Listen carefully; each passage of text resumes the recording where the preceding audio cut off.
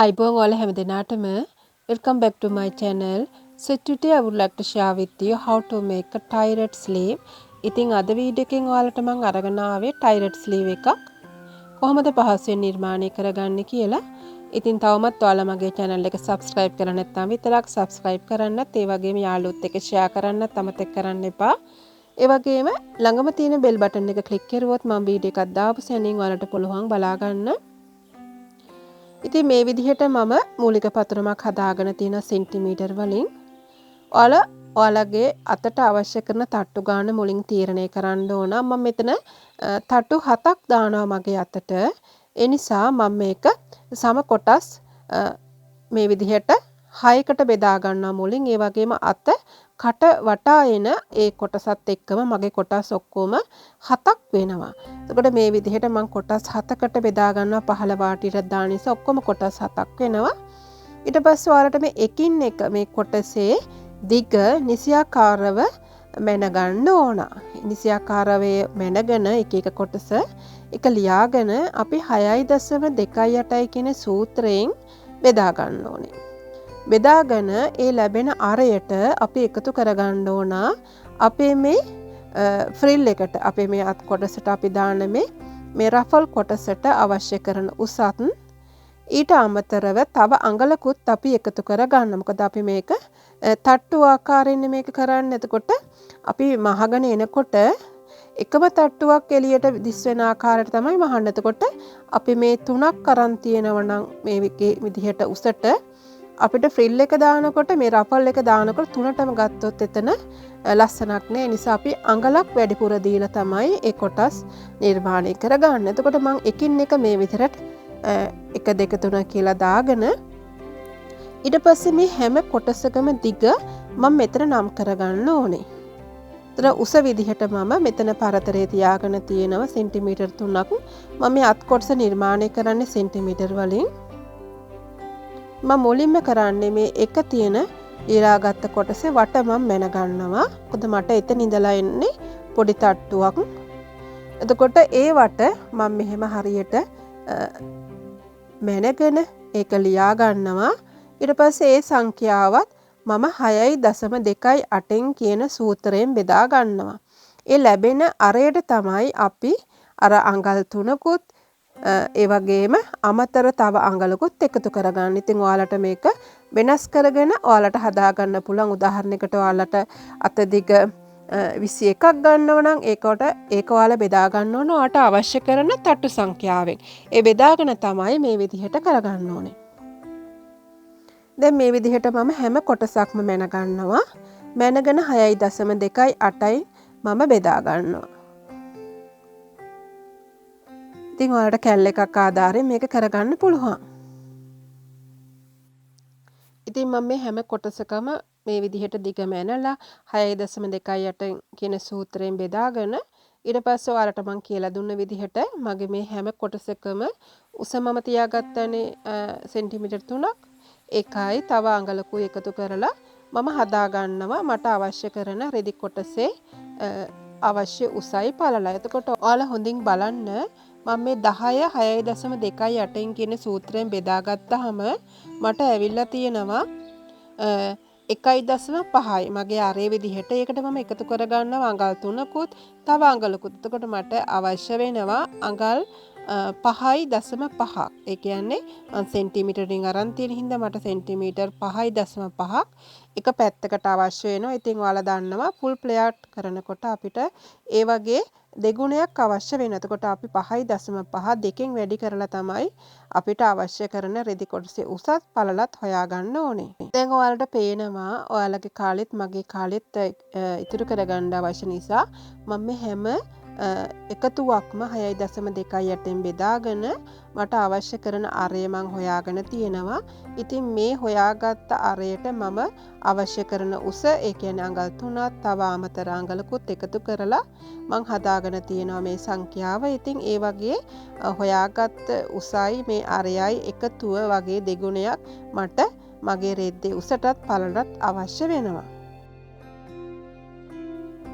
ඉතින් මම මේ විදිහට ගණනය කරලා කොටස් 7ක් කපාගෙන තියෙනවා උස පළල ඒ විදිහට.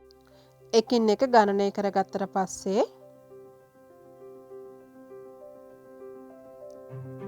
ඉතින් මේ තියෙන්නේ මම හදාගත්ත මගේ කොළ කොටස්. එතකොට මේ සෙන්ටිමීටර් 5මාර දෙකෙන් වැඩි කරලා මේ විදිහට මම එක පැත්තකට සෙන්ටිමීටර් 11 බැගින් මගේ පළවෙනි කොටසට අරගෙන තියෙනවා. ඊට පස්සේ අපි මේ විදිහට මුලින් දෙකට නමාගෙන නැවතත් දෙකට නමාගෙන අපි අරය කපා ගන්න ඕන. දැන් මතකනේ අර හොයාගත්ත කීයද කියලා 1.5යි. මේ 1.5 තමයි මම මෙතන ලකුණු කරගන්නේ.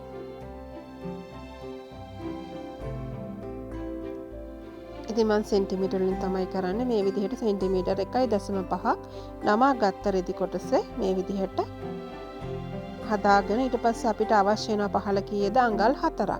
එතකොට 3කුත් ඒ වගේම එකකුත් අපි එකතු කරගත්තානේ. ඒ අඟල් 4 මේ විදිහට කපා ගන්නවා.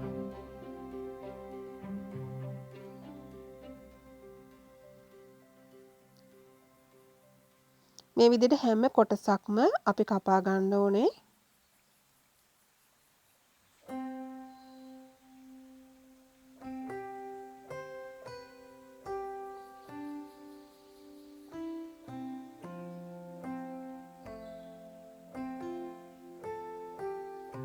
එතකොට අපි පළවෙනි කොටසටත් මේක දානවා නම් මේ විදිහට අපි අත්කට වටේෙන් අපි හදා ගන්න ඕනේ. ඉතින් ඔයාලා මේක මහනකොට මෙහෙම පහලට වෙන්න මෙහෙවට කමන්නේ. මම අලවනකොට ඉහළට හිටින්න තමයි අලවගන්නේ. මට ලේසි හින්දා ඔයාලා මහනකොට පහලට කරලා මහ ගන්න. ඒ කියන්නේ අතකට අපි මේක අතකටේ මහගෙන එනකොට මේ ප්‍රිල් කොටස පහලින් තියන්න පළවෙනි එකේ.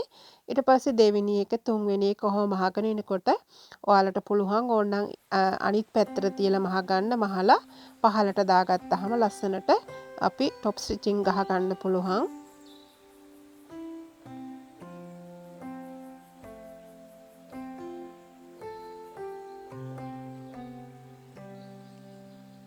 ඉතින් මේ විදිහට හැම කොටසක්ම අපි ගානට කපා ගන්න ඕනේ. ඉතින් මේ මම හොයාගත්ත අරය මේ හැම කොටසකින්ම ඉවත් කරලා හරියටම මේක කපාගෙන කොටසින් කොටස මේ විදිහට මහගෙන ඉන්න ඕනේ.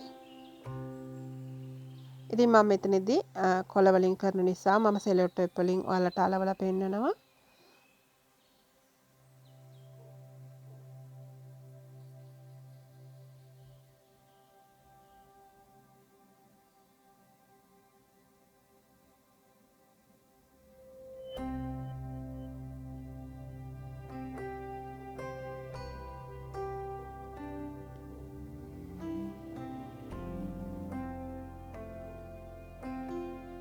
ඉතින් ඔයාලා හරියට පිළිවෙලට කරගත්තාම මේ අත ගොඩාක් ලස්සනයි. ඉතින් මම ගොඩාක් මේ කොටස් දාලානේ මේ අත කරන්නේ. ඉතින් ඔයාලට මේ සම්පූර්ණ අතටම දාන්න නැතුව බාගෙට දාන්න පුළුවන්. ඉතින් කැමති කොටස් ගානක් ඔයාලා තීරණය කරලා එහෙම හදා ගන්න පුළුවන්.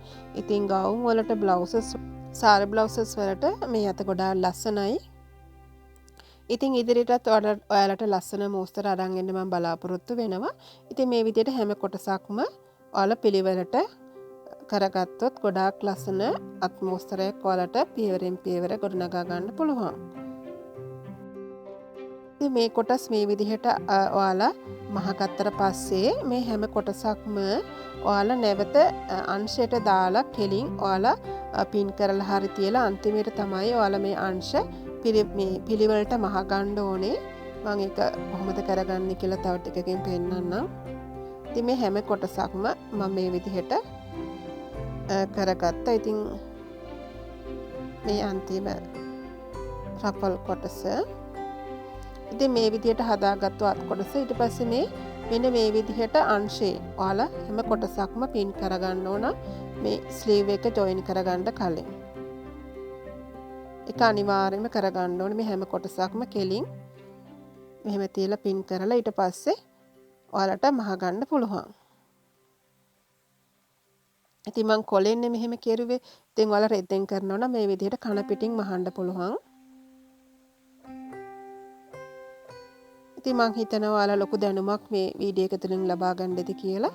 ඉතින් ඔයාලගේ වටිනා කමෙන්ට්ස් මම බලාපොරොත්තු වෙනවා. ඉතින් අපි නැවතත් වටිනා වීඩියෝ එකකින් ඉදිරියේදී හමු වෙමු. ගොඩක් ස්තුතියි ඔයාලා හැම දෙනාටම මගේ channel එක subscribe කරනවට. ඒ වගේම like දානවට, share කරනවට, comments දානවට බොහොම ස්තුතියි. Thank you so much for watching my video. See you with another valuable video. Till then, take care. Bye bye.